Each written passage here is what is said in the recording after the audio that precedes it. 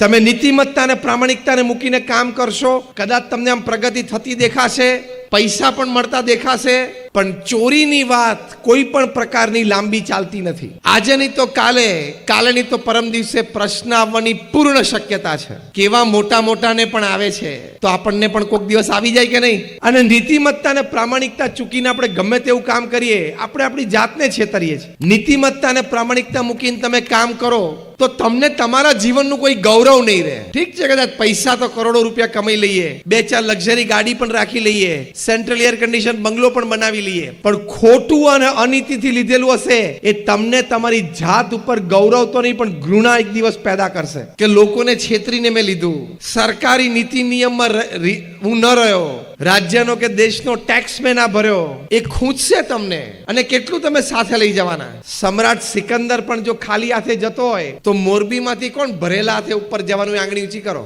એનું ધન, એની જે ગણતરી છે ને, એ આખા મોરબીને, આખા શહેરને, તમારા બધાના મકાનોને, કારખાનાને ખરીદી શકે એટલા ધનની વાત એની પાસે હતી. પણ એ ખાલી હાથે જાય છે તો આપણે ક્યાં ભરેલા હાથે જવાના? તો શું કામ આપણે નીતિમત્તા અને પ્રામાણિકતા ચૂકવા? આપણને આપણા છાતી ઉપર હાથ મૂકીને કહી શકવા જોઈએ કે મેં ક્યાંય નીતિમત્તા અને પ્રામાણિકતામાં સોદો નથી કર્યો. અંગ્રેજીમાં એક બહુ સરસ કહેવત છે, no pillow is as soft as a clear conscience. તમે રાત્રે બેડરૂમમાં સુવા જાઓ અને તમારા પલંગ ઉપર પોચામાં પોચું ફર્સ્ટ ક્લાસ ઓસીકું સુવા માટે જેમાં તમને ગાઢ નિંદ્રા આવે, એ શું છે? તમારું ક્લિયર કોન્સાયન્સ કે મેં આજે કોઈનું ખોટું નથી કર્યું, મેં કોઈ ચીટિંગ નથી કર્યું. એ બહુ જ મોટામાં મોટી વાત છે. તો એ પ્રથમ લાઈવ લિવિંગ માટેની આ વાત છે.